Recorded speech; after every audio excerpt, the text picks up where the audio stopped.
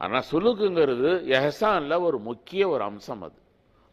அதை பெறணுன்றதுக்காக தான் நம்ம முயற்சி பண்ணுறோம். இதுக்கு என்ன இந்த வழிமுறைக்கு பேரே குர்பே இலாஹி. குர்பே இலாஹின்னு என்ன? இறைவனுடைய அருகில் நாம் மேலும் மேலும் மேலும் செல்ல வேண்டும். எந்த அளவுக்கு அந்த மனிதன் அருகில் செல்றானோ அந்த அளவுக்கு அவனுடைய ரூஹல வலிமை அதிகமாகுது. எப்படி படிப்பில் ஒரு வருஷம் ஜும்ரா ஓதுனவங்களும் சரி, 7 வருஷம் முடிச்சவங்களுக்கு வித்தியாசம் இருக்கு இல்லையா? அதே மாதிரி தான் மற்ற எல்லா விஷயங்களையும் சரி,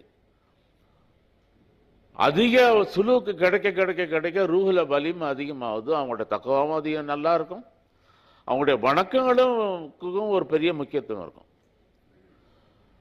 सुलूक जहां जो मिलता है वहीं जाना सही है, लेकिन आजकल मौजूदा ज़माने में जहां तक हमारा निगाह है, हज़रत शेख ने फरमाया अब जो मौजूदा जो ज़माने में सुलूक हमारे पास है,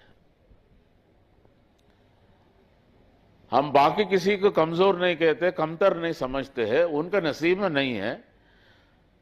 काश अगर हमारा ज़माने के बाद किसी और को जोली में चले जाए, मर्जी है उसको किसी को भी दे दे। ये हम घमंडी से रियाकारी से नहीं कहते, हमारे पास है। नबी अलैहिस्सलाम हुक्म दिए इसलिए हम बांट रहे हैं, दूसरा कुछ भी नहीं है।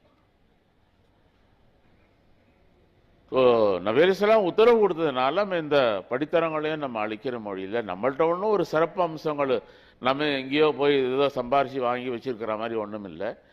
அவங்க கொடுக்க சொன்னாங்க, அவங்க உத்தரவு தான் இதில் செயல்படுறது. तो वाखिर दावाना अनिल हम्द।